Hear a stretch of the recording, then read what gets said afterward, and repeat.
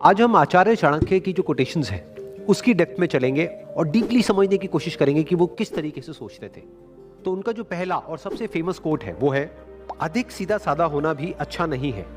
सीधे वृक्ष पहले काट लिए जाते हैं और टेढ़े मेढ़े बच जाते हैं। यहां पे जो सीधा साधा होने की बात करी जा रही है ना, उसका कनेक्शन ईमानदारी या बेईमानी से नहीं है, उसका कनेक्शन समझदारी और बेवकूफी से है।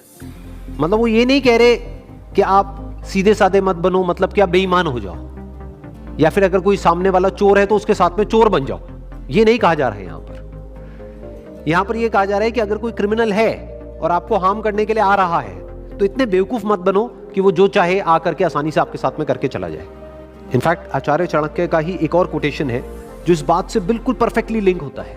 वो क्या कहते हैं, जो तुम्हारी बात सुनते हुए इधर उधर देखे उस पर कभी विश्वास मत करो। कितनी पावरफुल बात करी जा रही है। जो सीधा साधा आदमी होगा वो इस बात की डेप्थ को नहीं समझ पाएगा, वो इस बात को समझ ही नहीं पाएगा।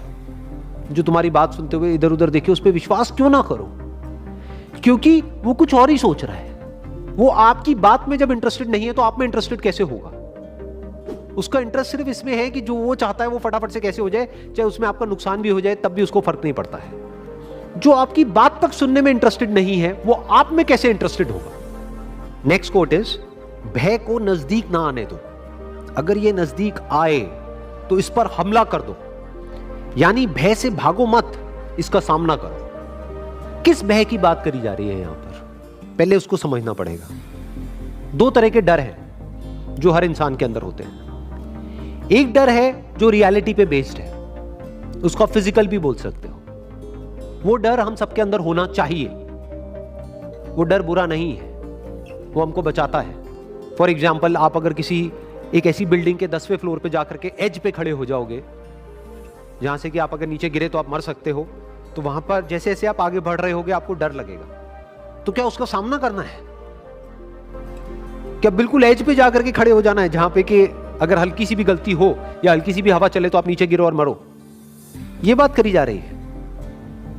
नहीं। तो डर बुरा नहीं है। तो बहुत सारे हमारे डर ऐसे होते हैं जो साइकोलॉजिकल होते हैं, उससे नहीं डरना है। उसकी बात करी जा रही है कि अगर उस तरह का कोई डर लगे तो उस पर हमला कर दो। फॉर एग्जाम्पल, आपको अपनी क्लास में, आप किसी स्कूल में हो या कॉलेज में हो, एक प्रेजेंटेशन देनी है और उससे आपको डर लग रहा है, तो आपके अंदर से क्या आएगा? जब आप डरते चले जाओगे, चल यार जिस दिन मेरी प्रेजेंटेशन है उस दिन छुट्टी मार लेता हूं, छोड़ना कौन जाएगा। तो ये कहा जा रहा है कि ये हरकत मत करो, क्योंकि ये डर आपका साइकोलॉजिकल है, ये किसी रियलिटी पे बेस नहीं है। ऐसा नहीं है कि आपकी प्रेजेंटेशन में थोड़ी सी गलती आपसे हो गई तो आपको मार दिया जाएगा या आपको स्कूल या कॉलेज से बाहर निकाल देंगे।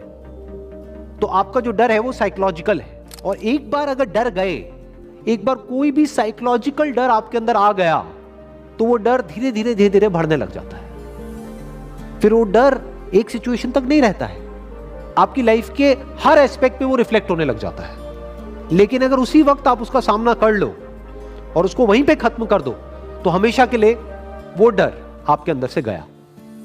तो डर का क्या इलाज है? Action, immediate action. Next quote is, गलत दिशा में बढ़ रही भीड़ का हिस्सा बनने से बेहतर है सही दिशा में अकेले चले। In more than 99% of the cases भीड़ गलत डायरेक्शन में ही बढ़ रही होती है। तो अगर आप एक ऑर्डिनरी लाइफ चाहते हो तो भीड़ का हिस्सा बन सकते हो, उसमें कोई बुराई नहीं है। लेकिन अगर कुछ एक्स्ट्रा ऑर्डिनरी करना चाहते हो तो उसके लिए भीड़ से अलग चलना ही पड़ेगा। There is no other way.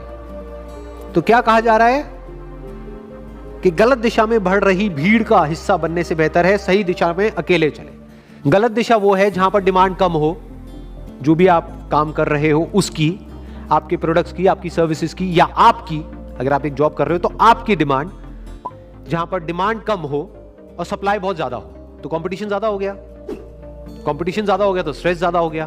तो ये क्या है? गलत दिशा। सही दिशा क्या है? जहां पर डिमांड बहुत ज्यादा हो, सप्लाई बहुत ही कम हो, तो आपको रिटर्न भी ज्यादा मिलेगी। डिमांड ज्यादा, सप्लाई कम, यानी जरूरत है वो काम करने वाले लोगों की, लेकिन बहुत ही कम लोग हैं जो अभी उसमें एक्सपर्ट है या अभी उसमें क्वालिफाइड है या अभी उसमें प्रोफेशनल है। बहुत ही कम लोग हैं। तो इन कम लोगों की डिमांड बहुत ज्यादा रहेगी और सप्लाई बहुत ही लिमिटेड रहेगी। क्यों? क्योंकि भीड़ से कुछ अलग कर रहे हैं। एक तरफ सिक्योरिटी है, सिक्योरिटी कहां है? भीड़ के साथ में। और ग्रोथ कहां है? अकेले चलने में। तो चॉइस आपकी है कि आपको सिक्योरिटी चाहिए या ग्रोथ चाहिए, कंफर्ट चाहिए या चैलेंजेस चाहिए। हां, अगर हमको अपने एक्चुअल पोटेंशियल को डिस्कवर करना है तो कोई चॉइस नहीं है, अकेले चलना ही पड़ेगा।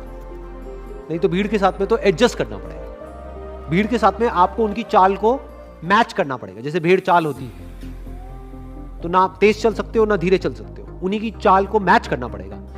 जिस डायरेक्शन में वो जा रहे हैं उसी डायरेक्शन में जाना पड़ेगा।